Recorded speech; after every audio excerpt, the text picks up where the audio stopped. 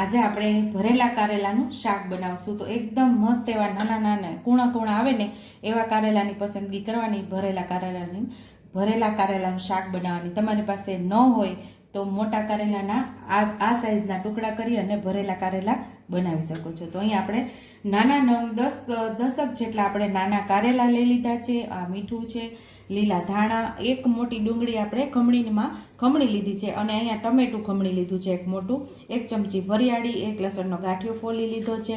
બાકી રેગ્યુલર મસાલાની અંદરથી મસાલાનો ઉપયોગ કરશું અને ગરમ મસાલો અને તેલ. ટેસ્ટી એવું આજે આપણે ભરેલા કારેલાનું શાક બનાવશું. તો પહેલાં લસણ ઉમેરી દેશું, વરિયાળી જેટલી વરિયાળી ઉમેરી 1 ચમચી જેટલી, એટલું જ 1 ચમચી જેટલું આપણે આમાં જીરું ઉમેરશું. ચપટી આપણે મીઠું ઉમેરી અને સરસ આપણે લસણવાળી ચટણી તૈયાર કરી લેવાની છે. 1 ચમચી જેટલું લાલ મરચું પાવડર ઉમેરી અને લસણવાળી ચટણી આપણે તૈયાર કરી લેવાની છે. તો પહેલાં આપણે લસણવાળી ચટણી ખાંડી લેશું અને આજે આપણે અહીંયા ફરસાણના ગાંઠિયાનો ઉપયોગ કરશું. આ જગ્યા પર તમે ચણાનો લોટ પણ લઈ શકો છો. 1 વાટકી જેટલો ચણાનો લોટ પણ લઈ શકો છો અને ગાંઠિયા પણ લઈ શકો છો. આ જગ્યા પર કોઈ પણ ફરસાણ તમારા ઘરની અંદર પડ્યું હોય તો એનો તમે ઉપયોગ કરી શકો છો. અહીંયા આપણે લસણવાળી ચટણી તૈયાર થઈ ગઈ છે તો ડીશમાં લઈ લેશું. ગાંઠિયાનો પણ ખાંડણીમાં આપણે ભૂકો કરી લેશું. અહીંયા આપણે ગાંઠિયાનો ભૂકો પણ સરસ એવો તૈયાર કરી લીધો છે તો ડીશમાં આપણે સાથે જ લઈ લઈશું ગાંઠિયાના ભૂકાને પણ. એ લસણવાળી ચટણી, ગાંઠિયાનો ભૂકો અને અહીંયા આપણે લીલા ધાણા પણ ઉમેરી દીધા છે. અડધી ચમચી જેટલો ગરમ મસાલો ઉમેરશું, અડધી ચમચી જેટલી હળદર ઉમેરશું, 1 ચમચી ભરી ધાણા જીરું પાવડર ઉમેરશું, ચપટી હિંગ ઉમેરશું, સ્વાદ મુજબ આપણે મીઠું ઉમેરશું. ગળપણ માટે શું ઉમેરશું એ આગળ હું તમને કહીશ. આ મસાલો તૈયાર કરી લીધો છે અને આપણે આને સાઈડ ઉપર રાખી દઈશું. 2 ચમચી જેટલું આની અંદર આપણે તેલ ઉમેરવાનું છે.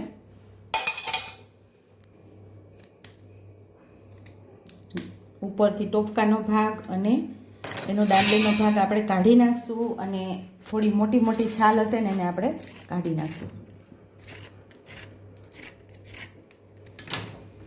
હવે વચ્ચેથી આપણે કાપો લઈ લેવાનો છે આવી રીતે.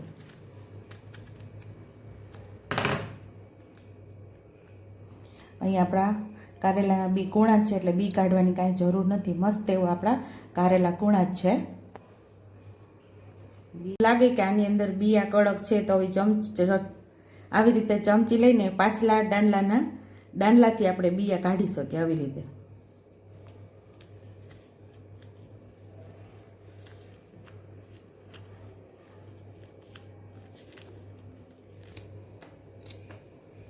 સેમ એ જ રીતે બધા કારેલાની ઉપરથી આવી રીતે છાલને ઉતારી લેશું.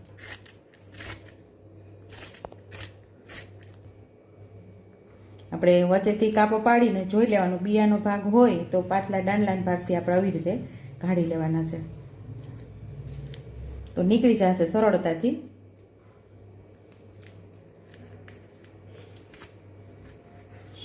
આવી રીતે બધા બી આપણે કાઢી લેવાના છે. આપણે કારેલા વરાળે બાફવાના છે એટલે મેં કુકરમાં નીચે પણ પાણી ઉમેરેલું છે અને તપેલીમાં પણ પાણી ઉમેરેલું છે. ઉપર આપણે આવી રીતે ઝારી રાખી દેવાની છે. એની ઉપર આપણે કારેલા ભરી અને બાફી લેવાના છે. અહીંયા આપણે 2 ચમચી જેટલો ગોળ ઉમેરશું ગળપણ માટે. અહીંયા દેશી ડબ્બાના ગોળનો જ આપણે ઉપયોગ કરીએ છીએ.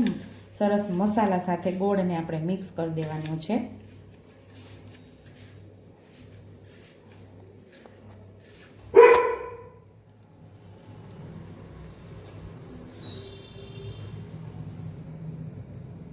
અહીંયા આપણે હવે કારેલાને ભરી લેવાના છે.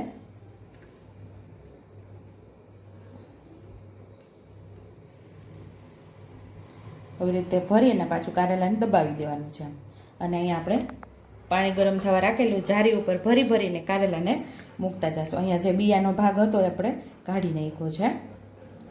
કડક બી હોય એ કાઢી નાખવાના, કૂણા હોય ને કંઈ કાઢવાની જરૂર ન હોય. એટલે આવી રીતે આપણે બધા કારેલાને સરસ ભરી લેવાના છે. આવી રીતે આપણે મૂકતા જશું. કુકર બંધ કરીને આપણે 4 સીટી લઈ લઈશું. અહીંયા આપણે કુકરમાં 4 સીટી થઈ ગઈ છે અને હવે આપણે જોઈ લઈશું.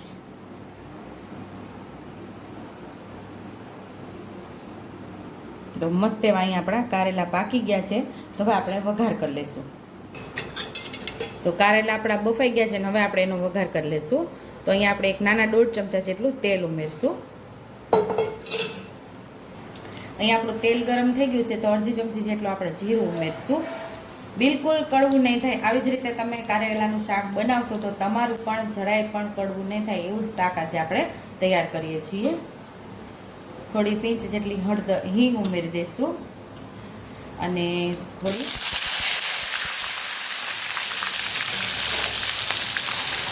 ડુંગળીને આપણે જે ખમણેલી એને આપણે સાતળી લેવાની છે. અહીંયા અંદર ઉમેરીને ડુંગળીને આપણે સરસ સાતળી લેશું.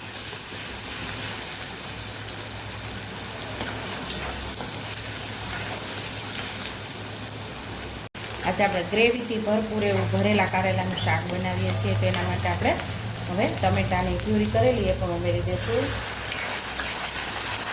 આપણે જે મસાલો બચેલો છે કારેલા ભરતા એ અહીંયા ઉમેરી દઈશું અને સરસ સાતળી દઈશું.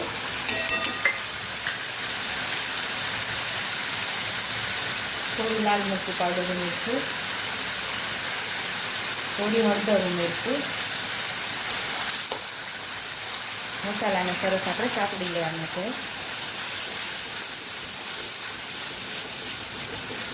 મસાલો સરસ આપણો સતળાઈ ગયો છે, તેલ સરસ છૂટું પડી ગયું છે. તો અહીંયા આપણે કારેલાને ઉમેરી દઈશું.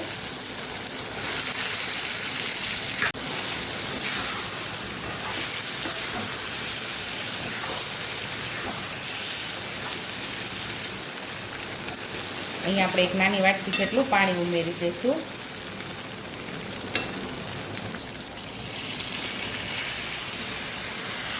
આ નાની વાટકી આપણે ભરીને પાણી ઉમેર્યું છે.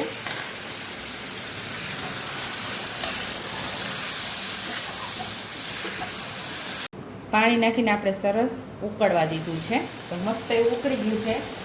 તો અહીંયા ગ્રેવીવાળું ટેસ્ટફુલ ભરેલા કારેલાનું શાક આપણું તૈયાર થઈ ગયું છે.